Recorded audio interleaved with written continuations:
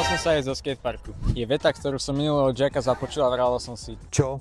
prečo by sa bali sem. Potom som si ale spomenul na ďalšieho človeka, ktorý sa prvo bal a hambili zo skateparku. Na mňa. No a teraz po 9 rokoch podpriemerného skateovania ti viem s istotou povedať, že sa nemáš čoho báť. Skateová komunita je to najmilšia a najlepšia, s akou som sa zatiaľ stretol. Samozrejme, že existujú výnimky, ale povedzme si, kde nie.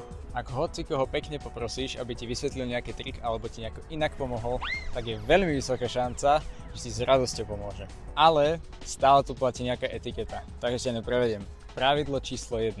Pozeraj sa, kam ideš. Vždy, keď sa pustíš z bangu, keď si hodíš skate, vždy sa pozri, že či niekomu nejdeš do cesty. Keď obaja stojíte, zamávajte si, že kto ide. Nie, že na seba budete pozerať ako behera s prochádzkom. Pravidlo číslo 2. Pozor, kde stojíš. Možno akurát niekomu v serke. Nestoj len tak v strede, vždycky chod na bok. Tieto dve pravidlá ti na začiatku stačia. Vosku sa zatiaľ ani dotýkať nemusíš a ak sa ho budeš dotýkať, no tak sa predom spýtaj, že či danú vec môžeš navoskovať. Daj mi like a follow pre podobné videá a napíš mi do komentu, ak som na niečo zabudol.